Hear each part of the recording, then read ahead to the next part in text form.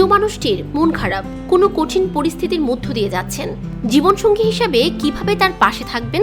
মনোবিজ্ঞানীরা বলছেন যে মানুষটি সমস্যায় রয়েছেন, তার কথা মন দিয়ে শুনতে হবে, ভাবে ভাবে বোঝাতেও হবে আপনি তার জন্য সমব্যথী, সহমর্মী।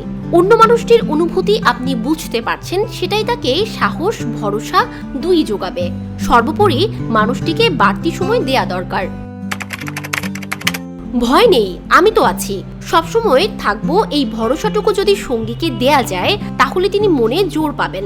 সমস্যা নানা রকমের হয়, অফিসের সমস্যা হতে পারে, কেউ কিছু খারাপ কথা বললেন বা ক্রমাগত বলে চলেছেন, তা নিয়ে মানসিক চাপ তৈরি হতে পারে। কেন সমস্যা, সেই অনুযায়ী তার সমাধানের পথ খোঁজা প্রয়োজন। এছাড়া সমস্যার কারণ যদি স্বামী স্ত্রীর ব্যক্তিগত বিষয় হয়, তাহলে অন্য মানুষটির মনোকষ্টের কারণ বুঝে কি করা যায় ভাবতে হবে। আবার কারণ যদি বাহ্যিক হয়, সেক্ষেত্রে কিছু করতে পারেন কিনা দেখতে হবে। সমস্যার সম্ভাব্য সমাধানগুলি খুঁজে কোনটি উপযুক্ত তা স্থির করা প্রয়োজন। অনেক সময় উদ্বেগ বা কঠিন পরিস্থিতিতে মানুষ নিজেকে গুটিয়ে নেন। সেই সময় তিনি যদি একা থাকতে চান, সেই সময়টা তাকে দিতে হবে। পাশাপাশি কষ্টে থাকা মানুষটি যাতে মন খুলে কথা বলতে পারেন, সেই পরিবেশ তৈরি করা প্রয়োজন।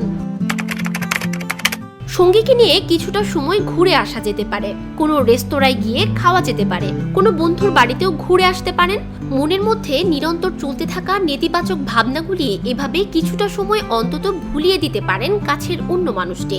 জীবন থেকে শুধু খারাপ নয়, অনেক ভালো লাগাও দৈনন্দিন জীবনে থাকে, সে বিষয়ে তাকে উৎসাহী করা যেতে পারে। সঙ্গীর মন খারাপের কারণ খুঁজে সেই মতো ব্যবস্থা নিতে হবে। মন ভালো রাখতে সেই মানুষটিকে তার শখ, শৌখিনতা নিয়েও উৎসাহ দেওয়া যেতে পারে। কেউ হয়তো গান গাইতে ভালোবাসতেন, কারো শখ ছিল অন্য কিছু। যদি তাদের সেই পরিবেশগুলি আবার ফিরিয়ে দেওয়া যায়, তাহলে উৎকণ্ঠা হোক বা মন খারাপ কিছুটা হলেও কমতে পারে।